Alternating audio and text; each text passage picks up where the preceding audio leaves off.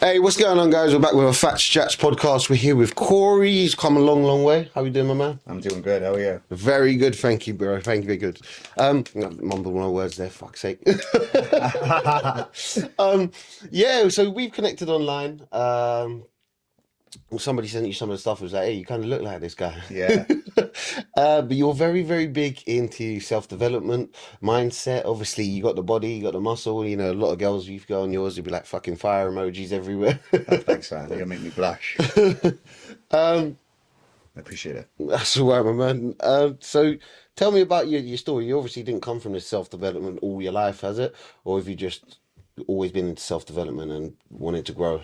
Yeah, so when it comes to self-development, I looked at it like when I was working on my body, Yeah, the goal is to you have a starting point and then you start going to the gym and you get yourself in shape and you look in the mirror and you can see yourself physically improve, right? yeah, And I loved that because you can track and you can measure your progress. yeah, You're getting to see the difference in how you look. Not only that, but other people are noticing the difference as well. yeah. They pick up on it. So And it's a beautiful journey to be on. yeah, it's great. So that I loved. As far as self-development in other areas, I never looked at that. But when I did have self-development show itself to me, Yeah, I started to think, well, it's almost the same thing as going to the gym and working on your body. yeah. But instead of working on your body, you're working on your mind. A lot of PTs, a lot of people who are really, really into their shows, a lot of people who really take care of their body and, you know, help other people. Like yourself, you're very, very passionate about the gym. You know, you've worked on your body in so many different ways, which then you can see you've taken into other areas. And there's another PT I know, he's an online coach. His name's Dom. Again, he's always craving the self-development side. He always wants to learn something new because once he learns it, what the fuck is that? Once he learned it, he can then teach it to others. And I think that's a very, very valid point for a lot of people. When you go to the gym, you work on your body. It's a beautiful journey. And the same with you pick up a book, you same when you watch a video, you same when you get a coach, you same when you got a mentor. Once you learn something new, you could never see the world in the same way you've seen it before because you've now got new knowledge to see things in new perspectives. And I think that way of thinking would just be you don't know what you don't know. And I think that's just the crazy thing that people need to take into account when they are developing, they are growing. You know, people are very arrogant. People are very, fuck it, I think I know enough. Or same with the gym, only going to do CrossFit, only going to do weightlifting, only going to do boxing. But when you go into different areas, you'll realize you didn't know what you didn't know, and that's how you grow. And you know what I feel like holds a lot of people back? It's ego.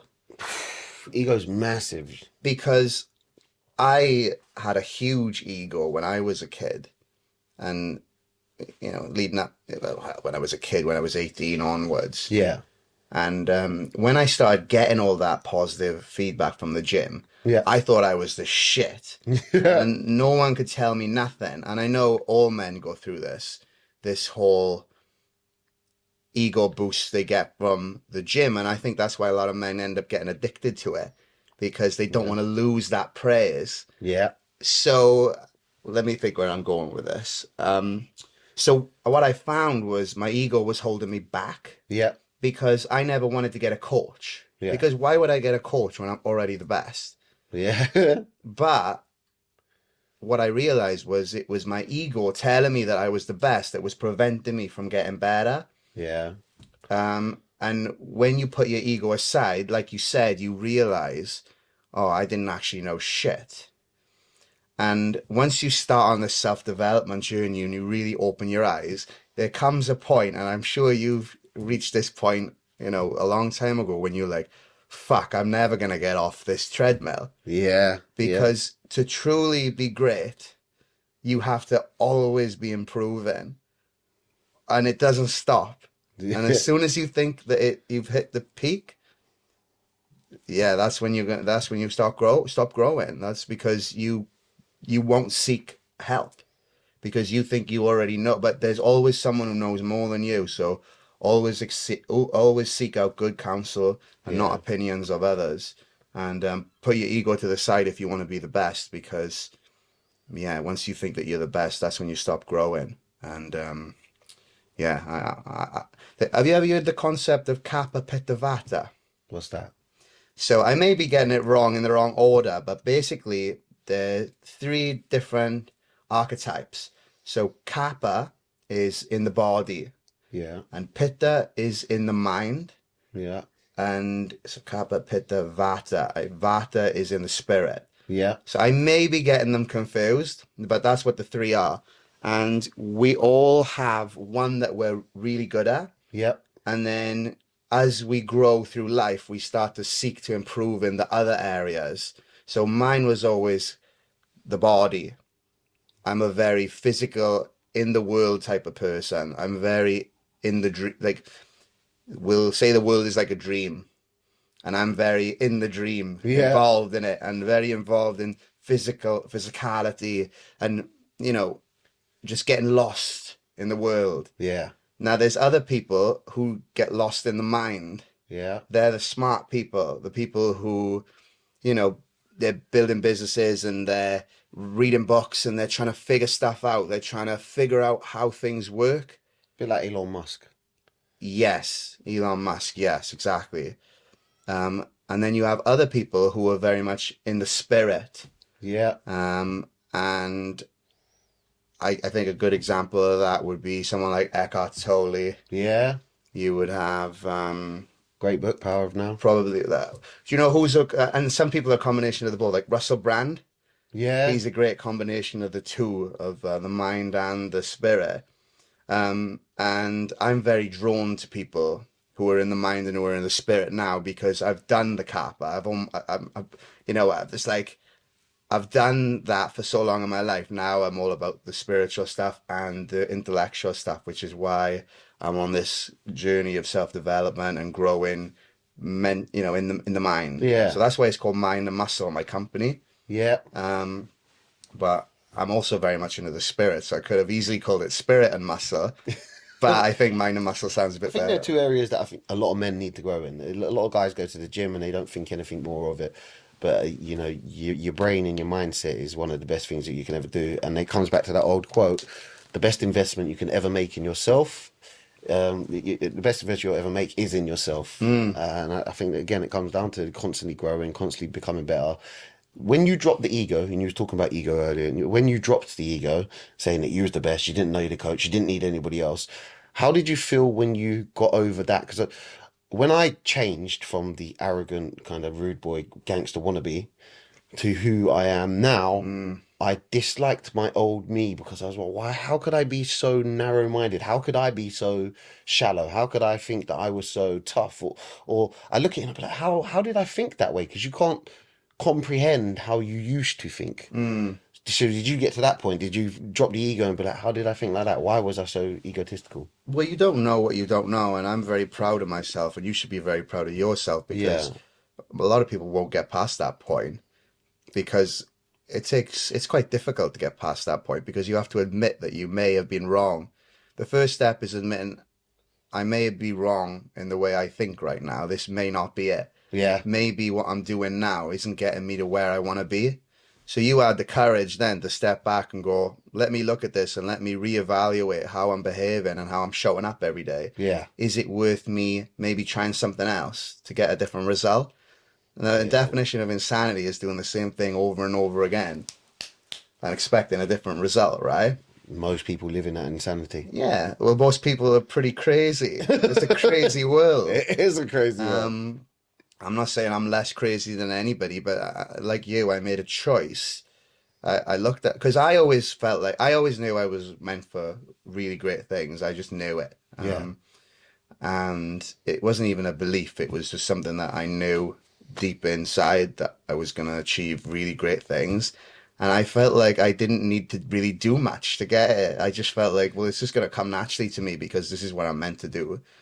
But when it was showing up, like I've had success show up in so many different ways, but it showed up in negative ways. yeah. How's Yeah. that?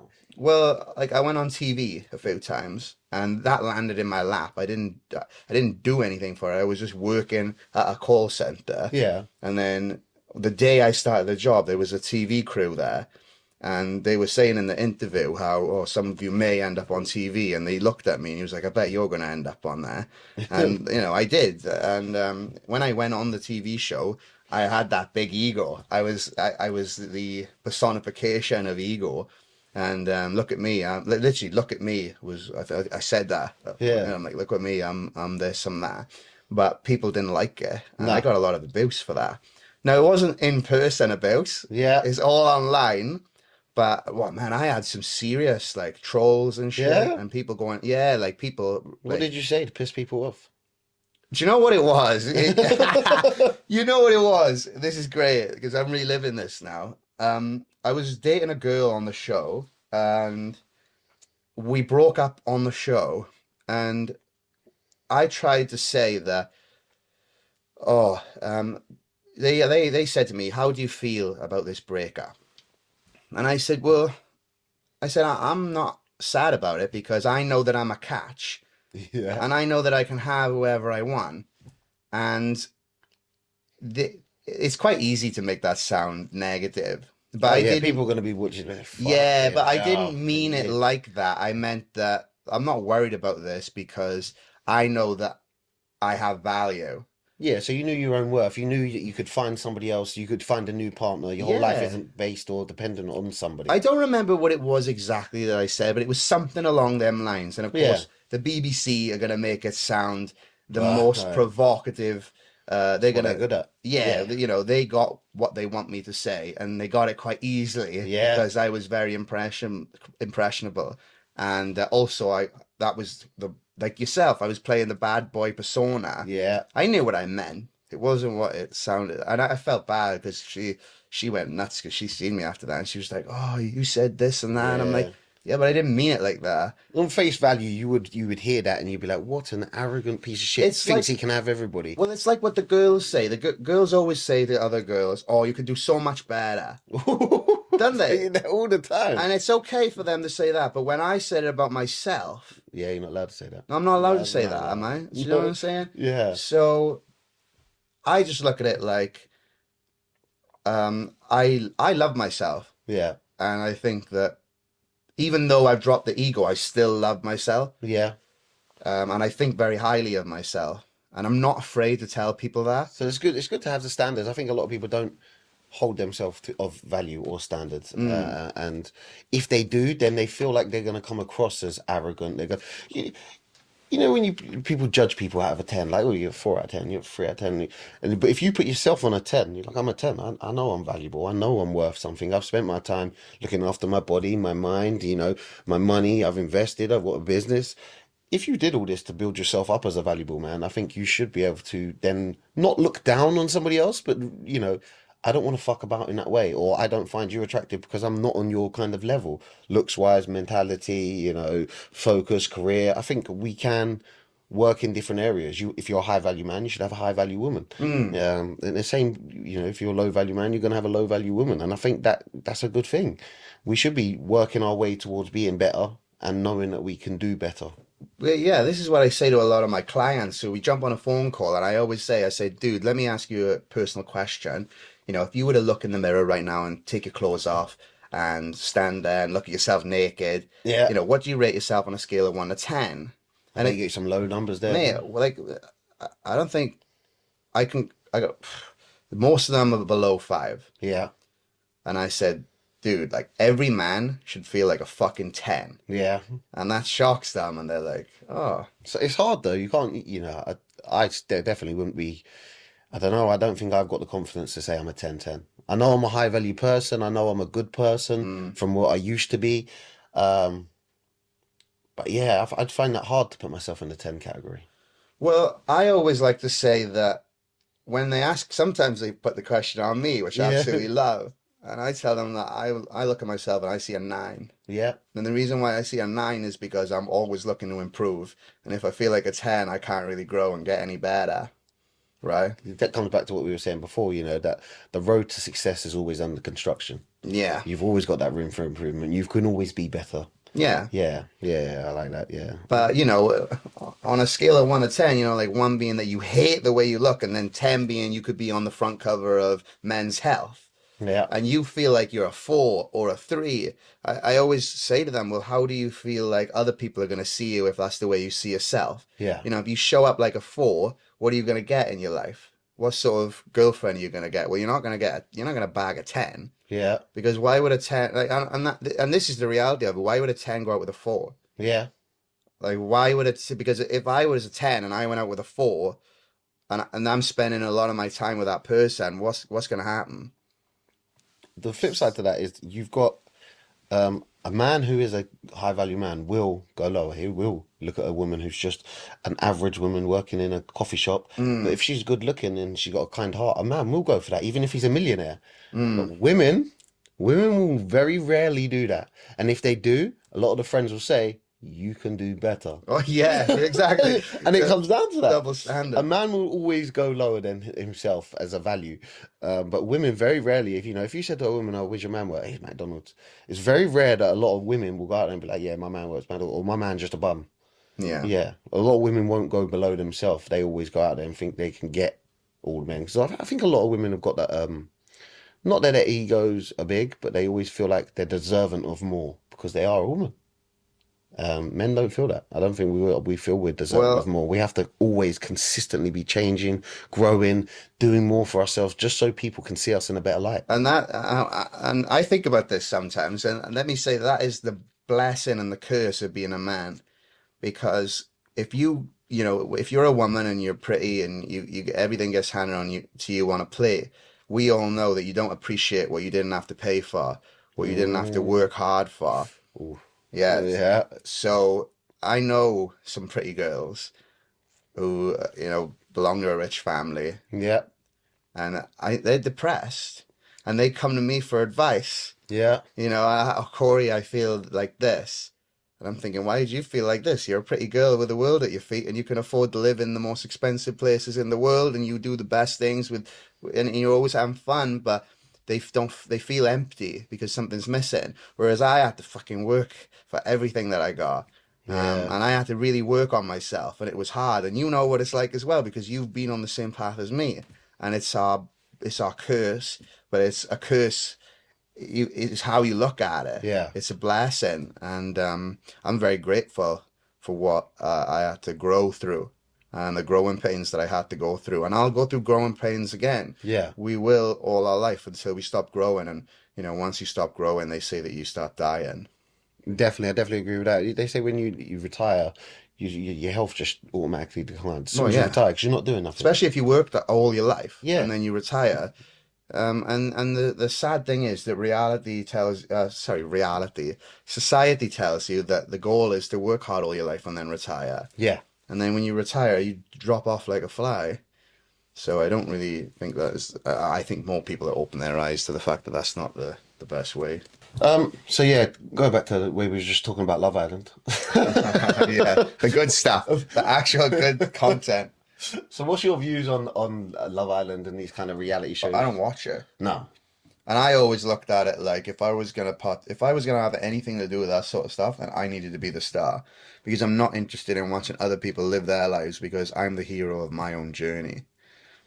Even when you watch a movie like Star Wars, Yeah, the point is that you see yourself in the main character, right? yeah, yeah. So Luke Skywalker, You get lost in that movie. That's the whole thing that sucks you in. You wanna feel relatable and you wanna be lost and you do get attached like a series as well. Do you ever get not emotional, but you get attached to a series, and when the series comes to an end, you're like, that's all my power's gone. My life. I was part of that. well, I don't even watch television shows, but the one I did watch was Breaking Bad, and Yeah. that was really good. That See, I was. haven't seen that one. Oh, really? Yeah. Oh, that is good. I haven't watched many. I watched Breaking Bad, Better Call Saul, Yeah. because it's related to Breaking Bad. But like I said, I'm so focused on my own life that I never saw myself as someone who would right, like, right, it's Sunday. So now I'm gonna stay in bed all day and I'm gonna watch a series from start to end. Binging, Yeah, yeah. that kind of like fries me. I feel like you're really giving your energy towards the wrong things. Like you're literally giving away your energy. It's like that is not, no, that's not It's good, the man. fastest way to go nowhere. 100%, yeah. Yeah, Netflix, It's binging, and everybody have 6 or 7 different subscriptions to watch, 20 different shows, 50,000 different films. They'll get confused about what they're going to pick, then they'll binge it, and then they'll ask themselves in a year's time why I didn't get anywhere in life. it's like you're watching silhouettes on the cave wall when there's a whole world outside the cave that you just need Mm, to step outside and explore. But you're watching the silhouettes on the wall thinking, oh, I wish that was my life. Like you're just switching off and pretending that, but yeah. you're living this dull life where nothing's going on.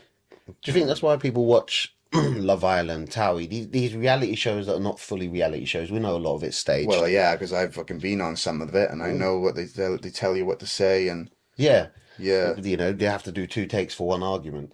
yeah, Like, really, it's not that yeah. real. It's mad, isn't it? But I think people get sucked into it. They want to see women who complain about cheating. Here's one that blows my mind. Women will complain about cheating. Women will complain about men, yet they'll watch reality shows that are based around cheating and men treating women like shit, and they'll love it and continues to watch it.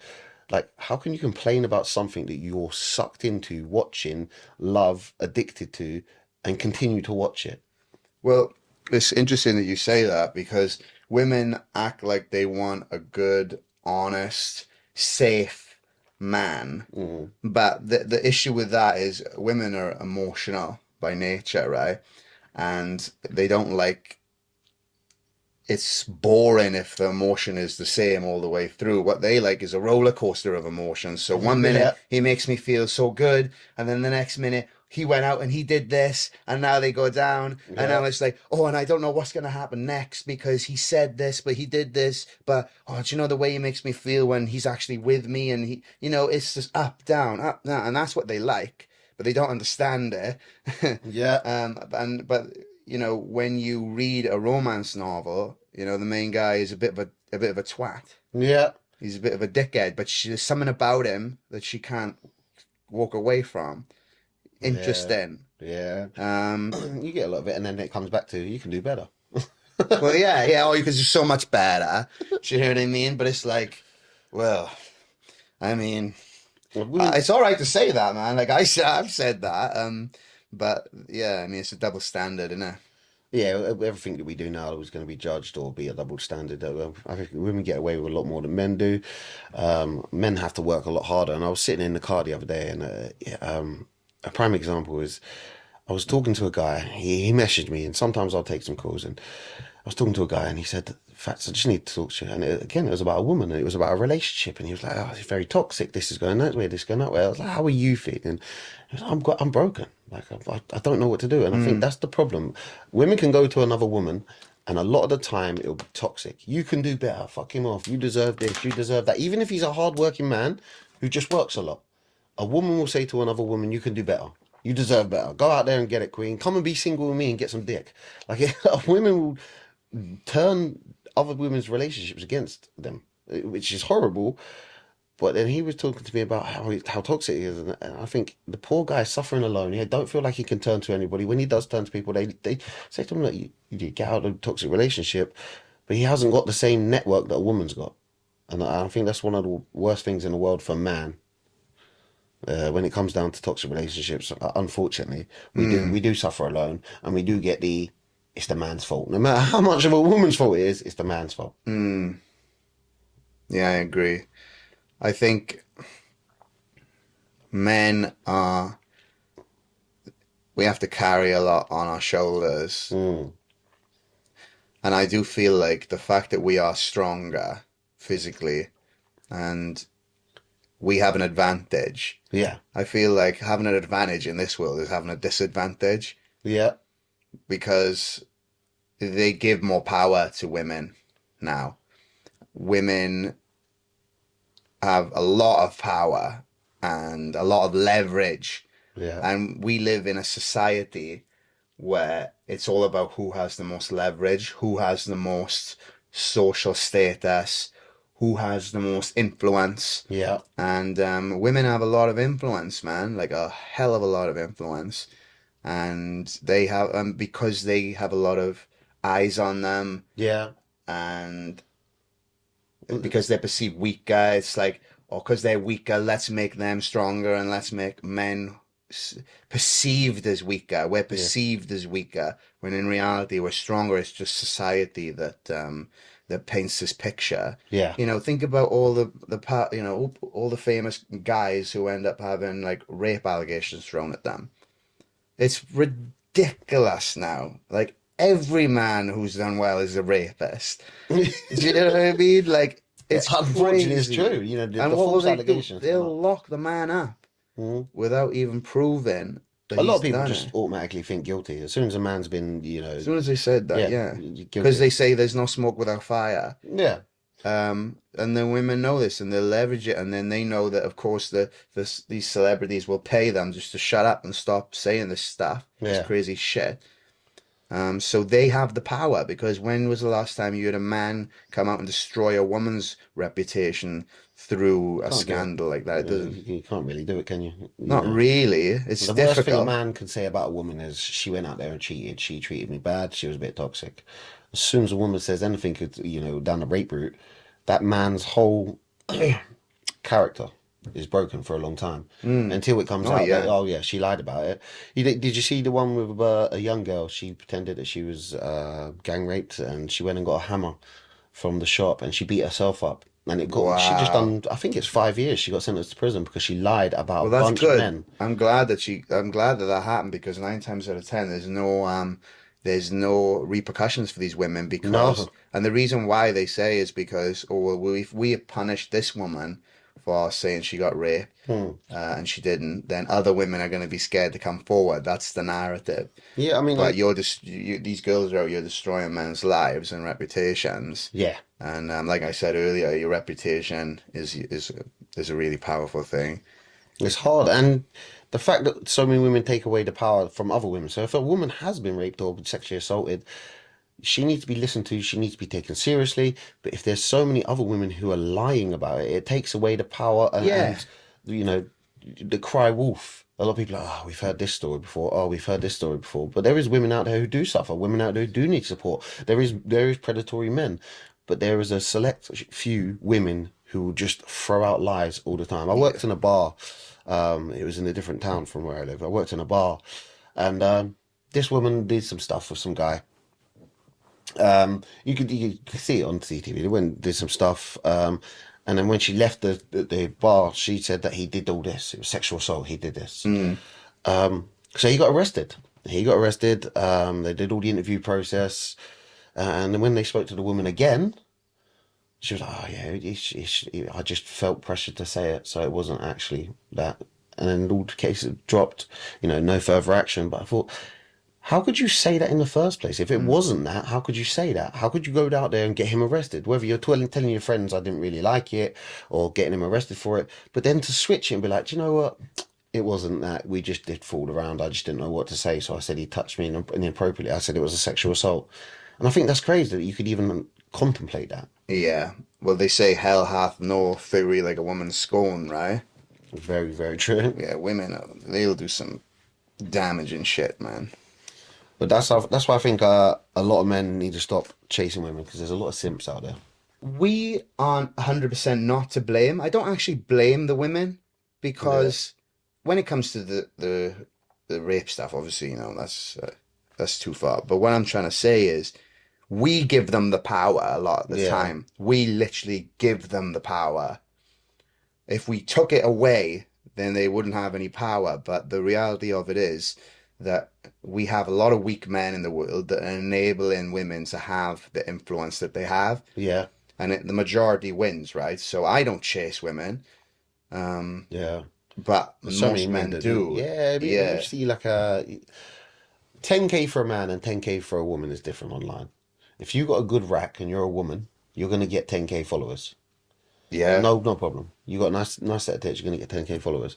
Now, most of those are simps. The same simps that complain about women who are online showing their bodies are the same men that are sliding into the DM trying to talk to the woman. And I think that's one of the worst things that we got nowadays with the OnlyFans and men Oh, being simps. We're giving them all that power, so then we become an option. Whereas yeah. years ago, we'd be a good choice. We'd be a high value man. Oh, he goes to work all the time. He's a good man. Now it's, I got 15 guys in my DMs. I'll see which one, they all go to work, but I'll see who's got the most money. I'll see who looks the best. Well, 15 is probably being modest. I think they Yeah. have a lot more than 15. And I just think it's making it harder because you've got to really stand out now in the midst of all these hungry men that I think my whole thing is I don't even want to be a part of that. No. I'm not going to be one of the guys sliding into your DMs because number one, it's counterintuitive. If everyone is sliding into our DMs, then why would I bother doing that? Because it just makes me look like every other guy. Yeah. I'm more concerned with what I'm doing. And hats off to her if she's got 20,000 followers or fucking like 500,000. Yeah. Because, but the problem with that is you got there and you didn't learn any lessons along the way. Mm. Like I said, I've learned a lot of lessons, and I'm still growing into the greatest version of me. Yeah. And I'm still, I'm getting eyes on me a little bit, but nothing crazy.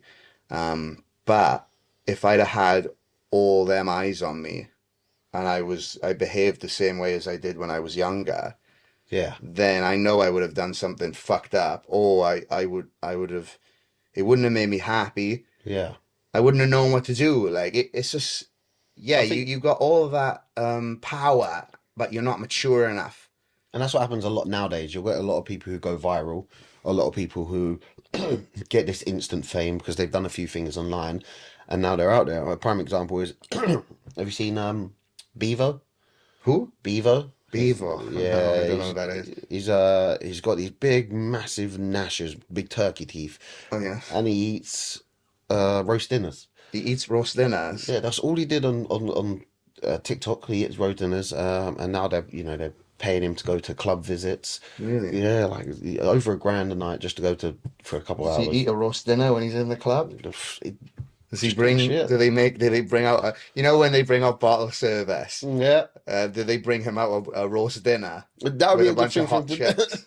It's crazy that he Like a can. girl's walking around like they're pouring the gravy on the dinner. One girl's got stuffing and cranberry sauce. That wouldn't be too bad to be fair. I'll probably go. I'll go Well, eat that yeah, and watch that. yeah, you get pissed next to eat a roast dinner. But you can do literally nothing nowadays. Get famous, and again, because you haven't grown, you become susceptible to being that kind of asshole. Yeah, People see you online, you be like, will be an arsehole probably unless you've already like. unless you're a decent person to start with. But if Yeah, you and there's get the not many fame, decent the people. money, and you haven't done shit for it, you haven't grown. It's like these rich kids who just get everything handed to them. They don't know or value money like everybody else does. We know what it feels like to be broke. We know what it feels like to learn. We know what it feels like to be Yeah, egotistical. and it ends badly because you didn't do the self-development work. You didn't learn how to manage your money, so you lose it all. Yeah, You didn't, you weren't necessarily a good person, so you burned a lot of bridges, and then you may have a reputation. You may go back to square one, and now you've tasted the heights of it, and now it's taken away from you. That yeah. can be very painful. I think you So, yeah, but you won't know about that until it's too late because you got famous and you didn't know what to do because you didn't have the skills mentally. You weren't prepared. That's why there's a lot of shots in the. Is it a flash in the pan they call it? yeah, yeah. Your I know five because minutes of fame. I Yeah, know because when I went on the call center originally, I had loads of attention from it, and yeah, when it got taken away as it usually does, it felt a bit shit. I was like, oh, now nobody knows who I am when I'm walking around. yeah. So that's why I had to do a lot of work on myself and realize that there's more to it than just you know like now if I'd have had that now. Yeah, Which I the will get, lessons. yeah, I will, there's always things happening for me, Yeah, but I'm more prepared now for the next big thing. But everything happens for a reason, you know. if you could go back in time, so a lot of people say, do ask me this. If you could go back in time, and change something or redo something, would you do it? Would you change the Would I? past? I think would I do it is a better question than what would you change? Yeah, Because ultimately, I don't I don't actually know what is best. The only the only thing to show me that it's the right thing is that it happened. yeah, Because if it happened, then it was meant to happen. And I don't know, something that is really bad could be exactly what you need to yeah, reach the next level. yeah, So I could go out and jump in my car and have a car crash, yeah, and then people would be like, "Oh, fuck, you that's really unlucky, right?" mhm, But years later, that car crash could lead to a life that I never would have had if I didn't have that car crash. yeah, And I yeah, can't think of an analogy off the top of my head, of what exactly what happened. But in every curse, like I said earlier, is a blessing. yeah, But your job is to see the blessing, and everything that happened for a reason. And if you can change your, so let me let this one's gonna maybe trigger some people, right? But let's say that someone got cancer. yeah, And I think most people would react to that in a negative way, as you can probably agree. yeah.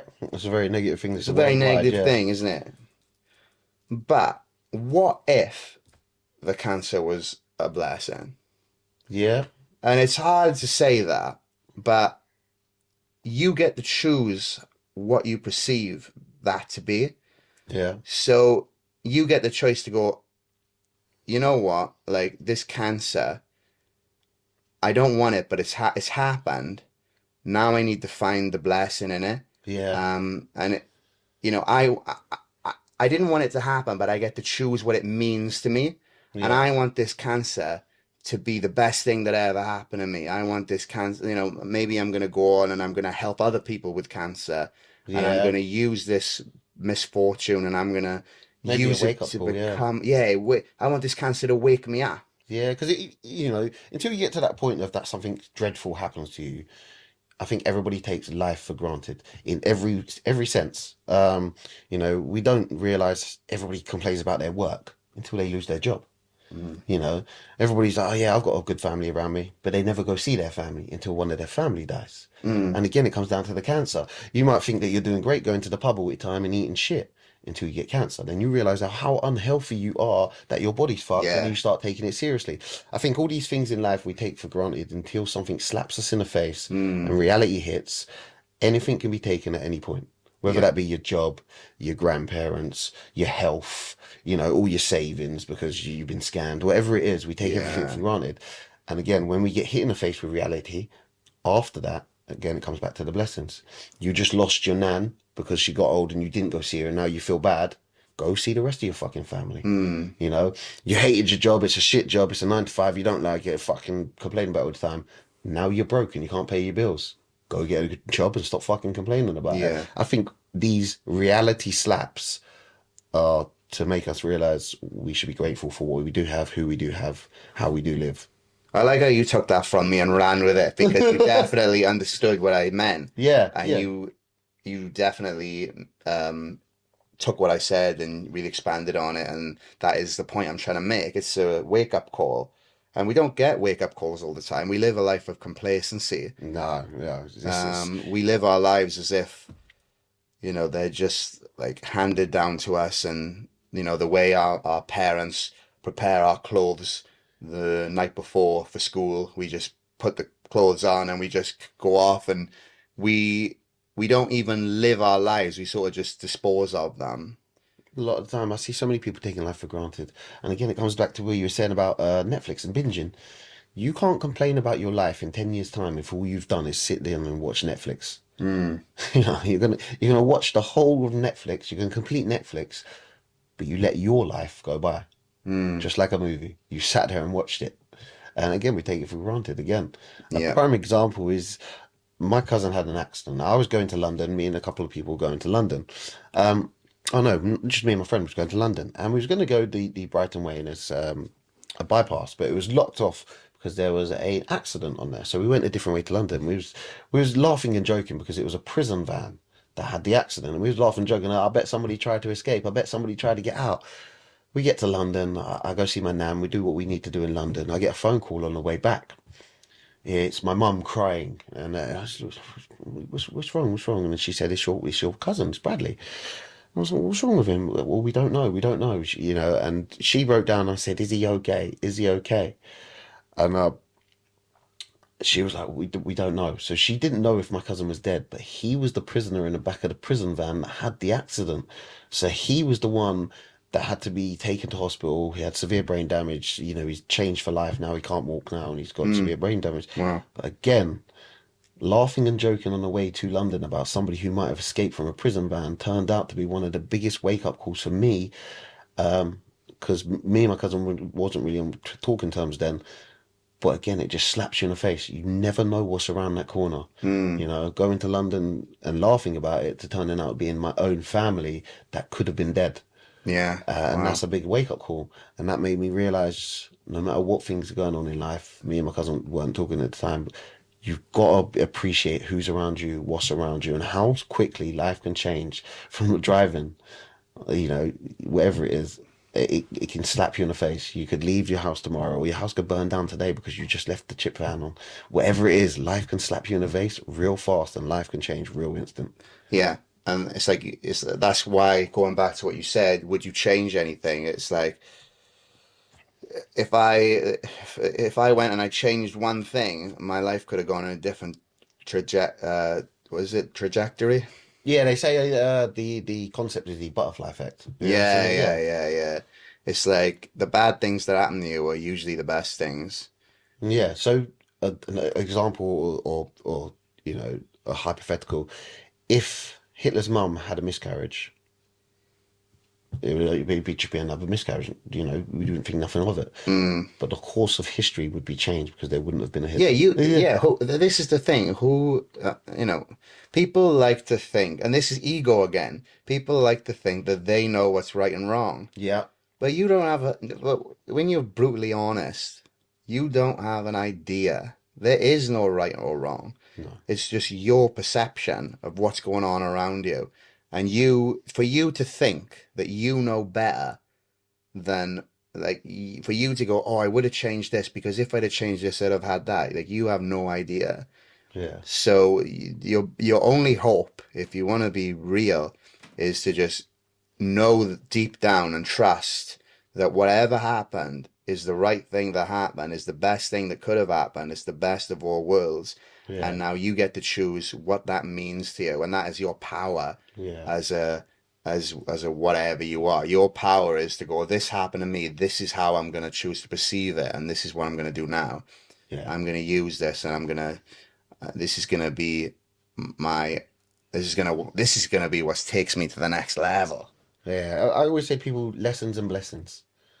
You're gonna get a Lessons and blessing lessons. from it or a lesson Yeah, from it. yeah. Just There are no mistakes. The only way to know if something is right is that it happened. mm, It happened. So don't spend more time. So it happened, like you said, it happened. You can't change it. It is in the past.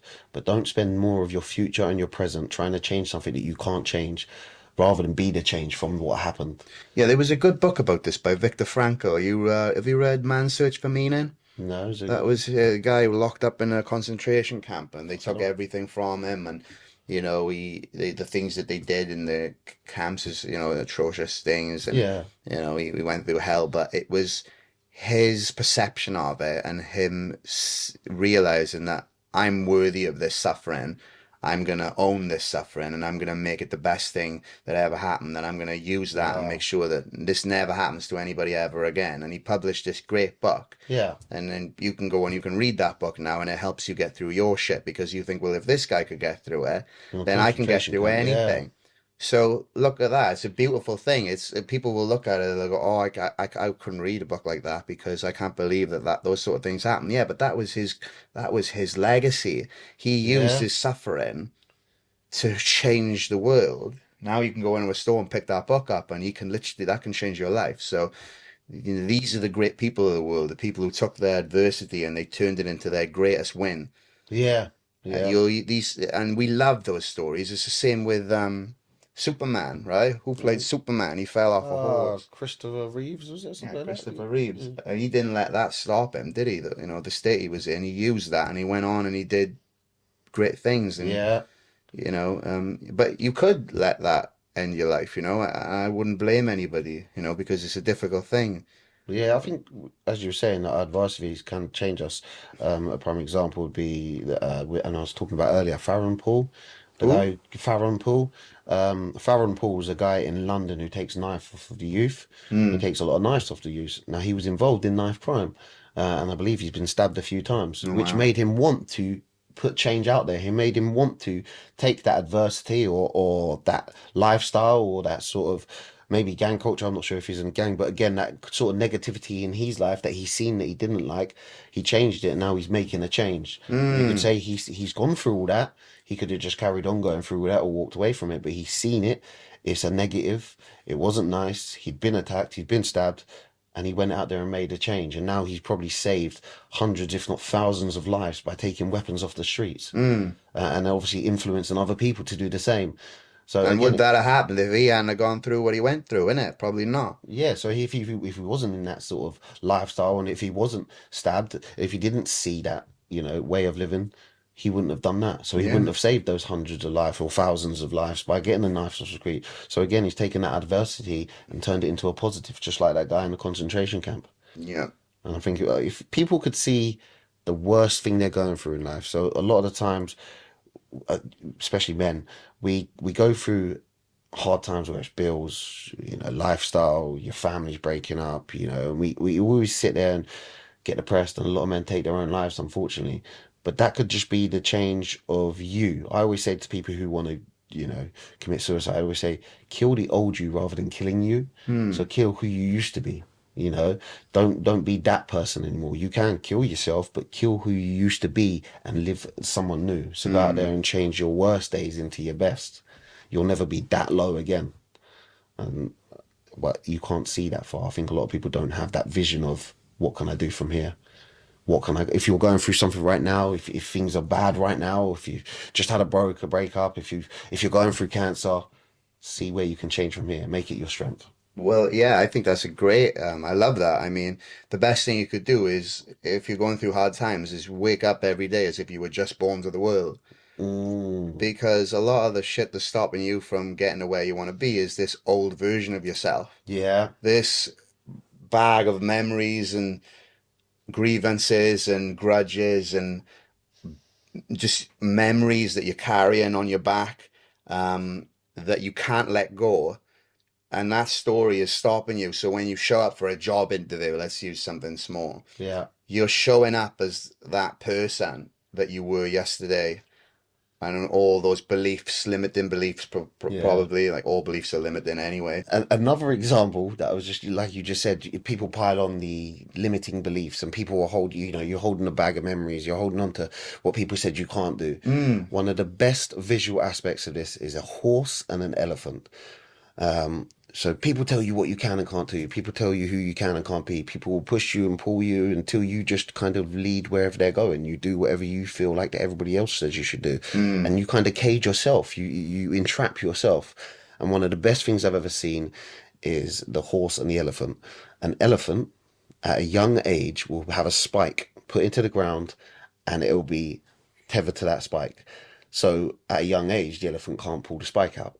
But when the elephant grows up, he's spiked into the ground. He's got so much power he could pull that spike out of the ground. But because he's had that limiting belief that he's been trapped into a spike, just been tied to a spike in the ground, as a big elephant who could rip that spike out of the ground, he doesn't because he's got that limiting belief, I'm trapped. mm, And again, the same with a horse. If you see a horse tied to a post, they'll know they can't get away.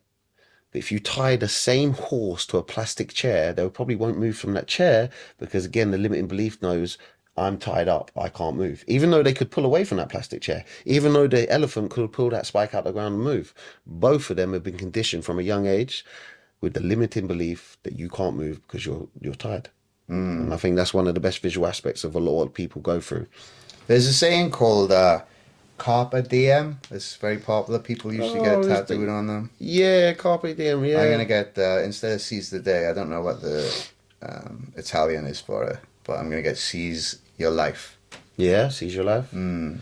Because yeah, most people live their life according to what other people want, Yeah, and it doesn't. It could be a mum, it could be a dad, but sometimes it's not. It's not just your. It's a society yeah, because they had the influence on how your mum and dad lived, and then they influenced you to live in the same way, and they're gonna bring you up a certain way, the way they was brought up, yeah. and there's certain people who are gonna break the mold, and I guess it's like everybody has the capability to do that, but only certain people will do it, and I guess if everybody did it, it wouldn't be so special. I, And this is what I'm saying to you, like this is how I know, like I'm a special person. you're already manifesting it, like you said. You said earlier that you know that you're a special person. You're destined for great things, and Yeah. some things have just fallen on your lap. Do you think that comes down to manifestations? You knew something was coming. You knew you was gonna do great. So great things come to you. Like the what's that? The law Law of of attraction. yeah, Yeah, law of yeah, attraction. yeah. Do you reckon that because you thought about it and you knew that things were coming your way, they did? Well, you get what you focus on. Yeah, Where the mind goes, energy flows. yeah, They did an experiment. There was a pole on a road somewhere, and it was in the middle of nowhere. And for some reason, everybody kept going into this pole. what crashing? Yeah, crashing into this pole. I think it was around a bend as well. And they realized it was because people were focused on the pole. They seen the pole, Yeah, and somehow they were like drawn towards it because they were focusing on it. It's like when this is a better analogy. When a race car driver is driving, they're told to look where not where they're gonna crash. Yeah. So like where the bend is, they're told to look away. Yeah. But people will look at it and then they'll just crash. But the key is to look in the other direction, the direction you want to go. And too many people are looking at the shit in their life yeah. instead of looking at where they want to be, and then they wonder why they're getting more shit. You And this focus on is shit. You this go is to something shit, I yeah. this is something I focus on, and this is something I listen to a lot. It's like when you're walking across the street and you step in shit. Yeah. Like you don't go, oh fucking I stepped in shit, oh there's shit there, and make a big deal out of it, like, or you could just walk around the shit. Yeah.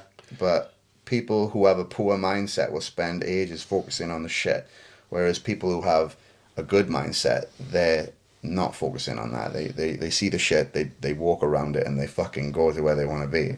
Prime example of that, I was talking to somebody the other day, and I think everybody goes through, money worries, money troubles, especially in today's society. The economy's fucked. But I was talking to somebody the other day, and I was saying, if you got low money, like, don't focus on what you can cut back on. Everybody's like, oh, if you stop paying for your gym, if you stop paying for your phone, if you stop paying for your Netflix, you're cutting back on, £60 at a gym. You're cutting back on £10 on Netflix. You're cutting back on getting that bar of chocolate. Rather look at how can I get more money so I can still do the things I enjoy doing or go in the places I enjoy going.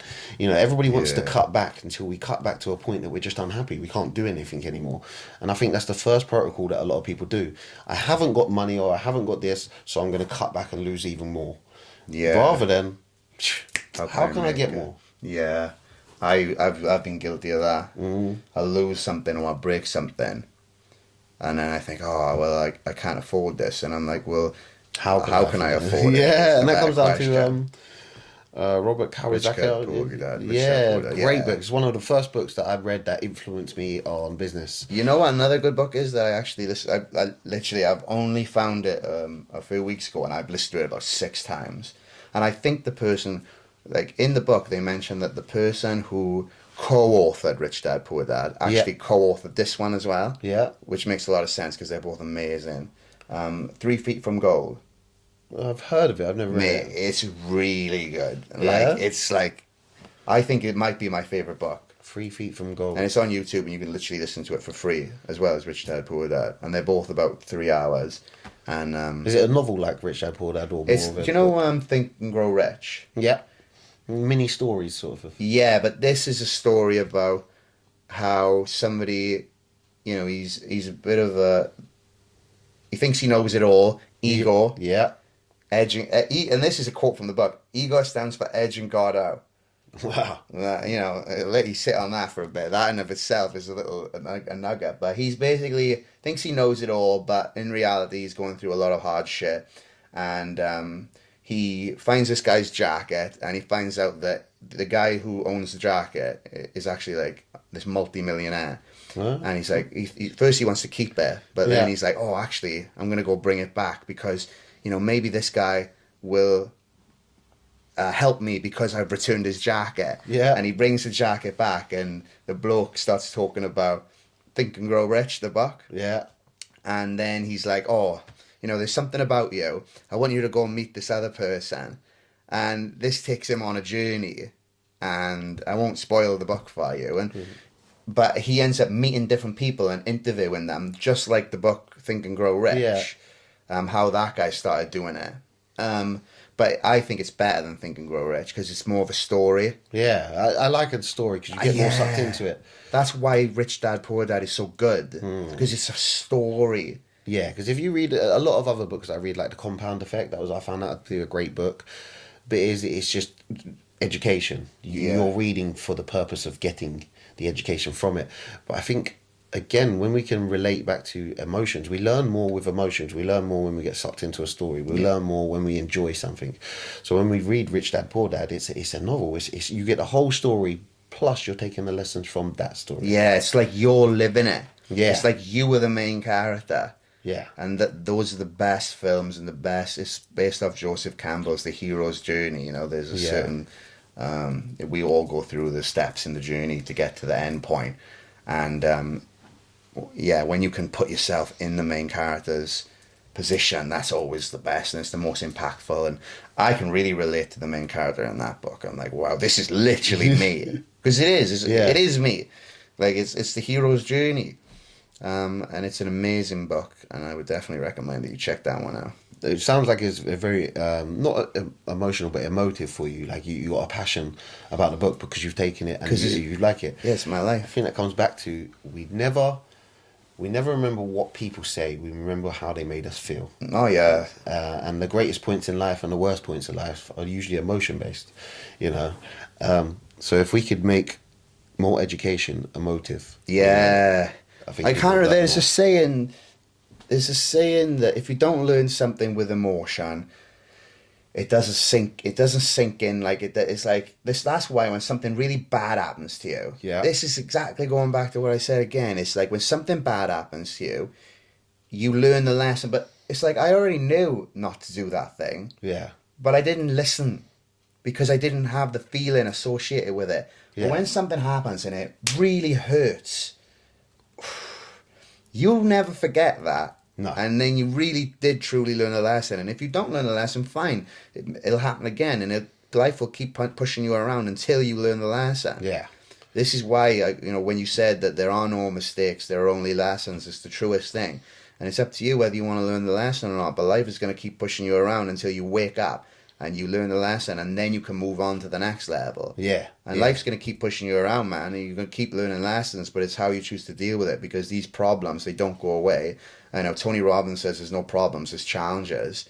And life is just a series of challenges over and over again. And as you grow and mature, you start to see that. So I guess if there was one thing I could say to the younger me, it was that I would just comfort myself. I would say, don't worry, it's going to be okay. And you're going to grow from this. And you don't know where this is going to go, but it's going to go somewhere good. Yeah, if we could go back. That's just what give I would yourself that probably message, do. I yeah. would give myself guidance. So I wouldn't interfere too much. I would just say, don't worry. It would be like, this is me speaking to you from an alternative work out. Yeah, this is me too. And I think we do get that. I think we do have hunches and I think that's what intuition is. Yeah. That's your greatest version coming down and saying, go this way and strap in for a bumpy ride. But it's going to be okay. You spoke about Tony Robbins there, and I think what I should mention is I spoke to Tony Robbins' son. Oh, really? And we That's did cool. a live. I think it's still on my YouTube. It was many years ago when I was first starting in self-development. Really? And I was trying to explain to him, the same as you was just saying, How come so many people they repeat the process? You know, the bad point, bad point. Now I'm trying to tell people read a book, it'll change your life. I'm trying to Yeah, tell people go to a seminar, it'll change your life. And people are like, nah, nah, it don't work, Fats, it don't work. So they'll yeah. go out the weekend, they'll drink, they'll go take cocaine, they'll cheat on their missus, they'll argue, and they'll leave. They don't like their job, and then they'll repeat it, and they'll repeat it, and they'll repeat it. And Tony Robbins' son, he said to me, the point is, most of us are getting to the top of the mountain. So we get to a point, we realize that it's really, really shit, and we sort it out for a bit, and we get back to the point. So you'll get back to the weekend, and everybody gets on the packet, and everybody's fucked up, and everybody's shit in their lifestyle. They got a bad home, and they'll do it again and do it again until you get to the point where you get too high up the mountain, and then you can see. But you can only see from here until you get to really, really bad. So you might be on cocaine for years, you might be drinking all the time, you might have a toxic relationship, and it might be like that all the time. You'll get into a point, you get into a point, you get into a point, until one time you have a heart attack because you take so much cocaine. Now you're too high on the mountain. And then you start to see life in perspective. And he said everybody needs to get to that point. A lot of people get into a point where they just repeat. Everybody just needs to get to a point where they think this is enough. Yeah. You know, this job and not having no money is enough. I need change. You know, this toxic relationship of my girlfriend attacking me or my boyfriend attacking me, this is enough. And everybody has to get to that point where it's too much. It's not a roller coaster, it's just too much and you get off. Well, people are more motivated by pain than pleasure. Yeah. So the idea of being a millionaire is nice, and you may wake up tomorrow and say, do you know what? I'm ready to be a millionaire. Yeah. Let's make it happen. 3 weeks go by and you don't see any progress. You've actually lost money. Yeah. You know, your favorite crypto, your Pepe coin ended up tanking. You took a little bit of a hit. A lot of people and now you're like, to that. you're Yeah. like, oh, do you know what? Like, maybe being a millionaire is not for me. But if I put a gun to your grandmother's head and I said, hey man, if you don't make $1 million in 4 weeks, I'm going to blow your granny's head off.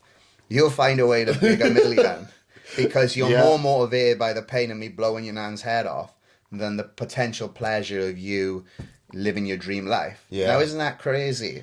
Yeah. It's horrible to think that way, but yeah. We are motivated to, we don't want to be in pain. And because we don't want to be in pain, that stops us from becoming the best version of ourselves, because to get to that place, you do have to go through pain. Yeah. It's like going to the gym. When I work out and I'm lifting weights, I'm going through pain. But I'm going through it because I know that there's something positive on the other side. And we all understand this with the gym because it's like you see it. Yeah. Like, look at me. I went to the gym and now I look like this. But this is harder when it comes to self-development, mindset, and becoming a millionaire. Yeah. And the reality of it is, I could give you £1 million, but you don't know what to do with £1 million. You're going to end up losing it. It's not about making £1 million. It's the person that you're going to become by sticking with it through thick and thin. And then you could lose £1 million, but you'll make it up back again. Yeah. If you're a millionaire and you got there and you're self-made and you lose everything, they'll make it back soon. Yeah, Samuel Leeds has done that, hasn't he? He said I could start. Well, that's the point of it. Yeah, he knows how to make £1 million. I know how to get in shape, so I could lose my six-pack and everything, and I could get out of shape, and I'll get it back because I know. I think Grant Cardone done the same. He said I could start anywhere and I'd be a millionaire. I think there's a few entrepreneurs who said it doesn't matter what happens to me, I could lose it all tomorrow and get it all back. Yeah, because they know what to do. They're not just listening to somebody else and praying that it works. They're taking the time to figure out how it works so that they can change strategies and still get the exact same result. Yeah. Yeah. You know? I think that's a good way to have that value of yourself. It comes back down to a value. If something's given to you, you lose it, you'll never get it back again. Yeah, and that's the problem, because these, you know, like this Hook Ta girl, Hook Ta, was it? Oh, yeah, the recent viral Hook Ta, you got to spin on that time. Yeah. I mean, that's fucking ridiculous how viral that went, but... She's got a manager now, hasn't she? Yeah, and I hope it works out, and I'm sure it will, but the problem is that if it wasn't earned, then it may lead to problems down the line, and it won't last very long. Hopefully she's got the guidance and she can exploit it for as much as it is, or work it for as much as she can get. Fucking, that's what I would do. Yeah. You'd like to see how you could take your 5 minutes of fame and make it a lifestyle career. But I think a lot of people, again, it comes back to the TikTok. A lot of people on TikTok, they're drama, they're beef, they argue. You got that alpha bird, alpha whatever that person is. Alpha. It's a geezer trying to be a bird or whatever. They're trans or whatever they do. But they get so much hate. But then they've got that fame, so now they're just stuck in that Well, lifestyle. look at the Island Boys. That's a good example, isn't Ah, it? Like fucking hell. they're hanging on by a thread. I don't know anything about them, but I reckon they're probably not happy. No. Well, it's just a guess, because they're just, they've got it quick and easy, and now it's just a struggle every day to keep it To and stay also, relevant, yeah. yeah, and keep up this persona, this fake persona. They last thing I seen, they was kissing each other on camera and stuff. You That's know what I weird. mean? Yeah, that's And weird. But again, you do get to that. What would be next for, say, the Hawk Tour girl? Ugh. She seems more likable than a lot of these other influencers and idiots. She seems more likable, more down to earth. I seen a podcast with her. But then, what would be next? Unless she's going to make her own Hawk Tour podcast. And Well, talk about look at the sexual Cash Me things. Outside girl. I think what she'll do is she'll make a rap song. Yeah, what Hawk Tour girl? Yeah, there'll be a Hawk Tour rap song.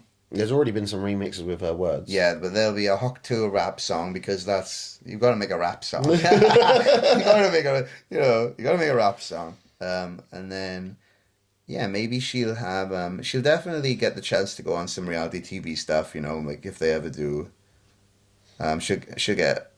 Yeah, maybe if they do like like they do with Big Brother, where celebrities go in a Big Brother house. Maybe they'll do one for like meme people. Meme was That would be they quite did, cool. They did they do the boxing, don't they? The TikTok boxing. Yeah, like So- something like that. Like there's so much, like if there's the world is run by attention. How much attention can you get?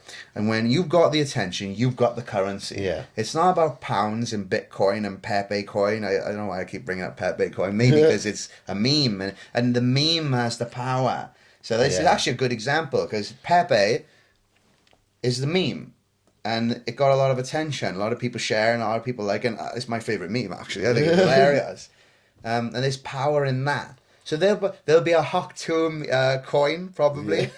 There'll be a Hawk 2 coin. Somebody put in And I tell you, if there is, I would recommend buying it and selling it real quick because it's going to go up in value. Why? Because it got eyes on it. Yeah. They're selling Hawk 2 merch because currency is attention.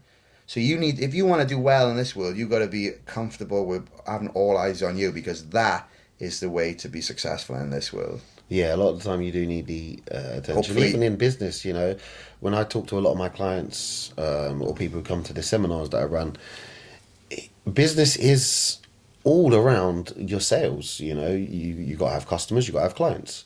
But now it's all around how well you're doing on your website, how well you're Yep. doing on social media, how well you can present yourself, how good your videos are, how good your photos are, because you're competing with everybody else online. Like it's no longer we'll just pop to the butcher's down the road and get a good bit of meat. Yeah. You're buying it from perfect, the protein one. They got the muscle protein one. You can buy all your chicken on there because they've got all the stuff online. You get the chicken bundles. You don't go down to the butcher's anymore. You see whatever somebody sold. And TikTok Shop's another one. You get a brand on there, and you're probably going to sell out if it's good. Yeah, and it's not so much about the quality today. It's about who's got the most eyes. Yeah. Who can get the most attention, and then once you've got the attention, it's down to you then to build a funnel, because you can have all the eyes, but you've got nothing to sell. Yeah, That's the Russell- problem. That's the issue that I had because I had all the eyes on me, but I didn't know what the hell to do with it. Yeah, you got to have that funnel to bring everybody. You got to in. have the funnel, which is what Samuel has. You go to the crash course. Yeah. But you wouldn't have gone to the crash course if you didn't see the YouTube stuff. Yeah, you want to see these success stories. You'll go on. Yeah. And what does Samuel Leeds do? Well, he posts every day. Go on his Instagram. He's posting every day. He's putting himself out there. He's doing these challenges. It's Yeah. called Samuel Leeds, the actual academy. So it's all about him and his marketing. Yeah. And then once you get there, he's got an excellent funnel, Yeah. which is gonna get the people who are gonna buy. What I have noticed from going to success seminars, I went to a really, really big one. One of the first ones I did, I think it was called Success Summit. It had, I believe it was Les Brown, was that it? There was a couple of other entrepreneurs from Dragon's Den. Oh, yeah. That's cool. Is it Deborah Meaden? There was an older Used to woman. watch that. Yeah. So I went there, and every speaker said they had a sales pitch at the end. It was like, oh, this is me talking to the. If you go to the back of the room today, you'll get this for. And as I was sitting there, I was thinking, this is a massive. It was where was it? I can't remember where it was, but it was a massive, massive building, like the O2. It was a massive place like that where you just did conferences. And by the end of the day, I added up in my head that they'd made millions from the people in the crowd. You know, they had say Les Brown come on here, but like if you want personal coaching today, £9.99, but usually it's £4,000, but you can have it for £9.99 today. Usually 997. For some reason, they always end it in a 7 if you look. And I seen loads of people getting up, and I was trying to calculate, you know, there's another 100 people who've got up for that one. Yeah. How much they make there. And by the end of it, it was millions. They made millions. And this a lot of people got up for each talker. So they're spending £1,000 on that talker, £1,000 on that talker. And I get it. You know, you spend £5,000 in a day, you've invested £5,000 into yourself, as long as one of them pays off. So I get it. But I think there's a crazy way that you could come down to that funnel. But a lot of time we've got to do it online. But these people are done it at seminars. These people done it at the events. But if you've got something that you can do online, talk to me today for £20. if you got, it'd be like £20. It's nothing. £20 times 500,000 people. We're good. Yeah, and I mean, there's more. It's when you're in the building, it's more energy there, and there's more fear of loss because you literally see people getting up and running to the back of the room. Whereas if you're like online, they'll do the same thing, but you don't feel the pressure to buy or nothing. No, but have you heard the concept? You only need 1,000 true fans. All you need is 1,000. No, not you there. So you could have 1 million followers online. Yeah. But as long as you've got 1,000 true fans, you're always going to be successful. Really? So say you've got a course that you're selling for £50, and you try to sell it to millions, no one buys, but your 1,000 true fans do. That's 50 grand. All you need is 1,000. Doesn't matter how many followers you got, how many likes you get, how much engagement you get. As long as you've got that 1,000 people who always buy, you'll always be able to make money. A £50 course to 1,000 people, 50 grand. And I was like, wow, that makes sense. And I mean, if you can get those 50, if you can give a really good service to those 50 people, And they come back again, yeah. and they'll also go and they'll tell their friends about it. Yeah, but even the Hawk 2 girl, like, you know, if she's got 1 million followers now, but she's only got 1,000 true fans, and she brings out a hoodie, and she makes £10 per hoodie. She's selling it for £30, but she's making £10 per hoodie, and 1,000 people bought it within an hour. She just earned 10 grand. And you're like, fuck. You don't need the millions, you just need 1,000 Yeah, the true trick ones. is finding out who those 1,000 people are, Yeah. finding out all about them, and then literally marketing to them, as opposed to marketing to everybody. I was listening to a podcast the other day, I'm not sure which one it was, but they were saying it's better to have a good community of following rather than a large following. Yeah. Well, the people are getting rid of their followers. Like I was like speaking to my mate, like 10,000 followers. Like, bro, you only got 5,000 followers now. What am? Oh, I'm going in and I'm removing people who don't interact. Yeah. I'm like, I wouldn't do that. And he's like, yeah, because Instagram, the algorithm, it rates you on engagement. So so you may have 50k followers, maybe you bought 25 of them, 25k. But that's going to do you harm because there's 25k people there who are seeing your stuff and not clicking it. Yeah. And Instagram doesn't like that. I did that. Did you? So years and years and years ago, I used to know, I don't know where he was from. It's like, not Germany, but out that way. And he would sell followers, likes, views. And I'm talking years, probably about 15 years ago. So when I first started online, I was like, I'm going to be famous. And this was before I even went viral. I just wanted followers. Nobody knew me. Nobody cared about me. I never had no viral content. To be fair, my content was really shit as well. Yeah, well, it is going to be in the beginning. That's just a fact. But I think it was for $10 you get like 2,000 followers. God, bargain. Yeah. So I was like, right, I have that loads of times. So I went from 500 normal followers, probably people who knew me in the town, to 9,500, something like that. I was like, yes, I'm famous. I've got money. I look popular. Yeah. And then it come back to, I started losing even more engagement from the small group of people who are real. Because Instagram says you've got X amount of followers, nobody's engaging, so we're going to show it to less people. So it doesn't come up on people's feeds anymore because now you're a boring person. So it it damaged my account, and I had to Yeah. go through every single one and make sure all of them will unfollow me. And now I warn people, stay away from fake followers, stay away from bots, don't buy likes. And I see a lot of people doing it still, and I'm like, why are you doing it? Yeah, It well, will they don't damage you. understand. I mean, because everyone's looking for the quick fix, and content creation, there's no quick fix, man. It's because there's so much competition because everybody can do it, and people aren't going to listen. If I told somebody don't buy followers and they've never even looked into how the algorithm works and everything, because I don't even really understand how it works, and I'm literally posting every day. Um, it is a lot. You can get very heavy and deep into this stuff, Yeah. and unless you're gonna start taking it serious, maybe you need to buy the fake followers and have More about that. ego again, though. Yeah, Yeah, you literally. got 50,000 followers, and you've got 3 likes and 10 views, but everybody thinks you're popular. Your ego goes because you start telling people I've got 50,000 followers. I'm popular, but you're Yeah. not. You bought that popularity. You bought that image, and it sucks. And one of my company, media company, there was a business, a local business, and he come and said, "Oh, can we do more about business? Can you have a look at my Instagram?" And I went onto his Instagram, and instantly I realized that he was a small financial company, but he was getting 30,000 views on a picture or just a bit of text, and then he would get 200 likes. Now it might be save your money that he's put up, contact us, but he'd be 200 likes, and I'm like, how did you get 200 likes for a shit post?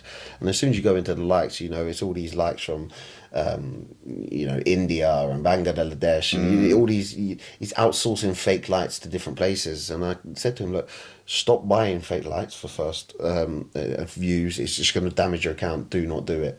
It looks absolutely terrible. You might want to appear more popular when you're selling your service. You might want to appear that you're successful. All you're going to do is ruin your algorithm. He come back to me and said, no, we don't do that. I lie about it, I don't mind. But yeah, you've done it. That's ego. He doesn't even want to admit that It's he's crazy. done There's it. another company in Eastbourne as well.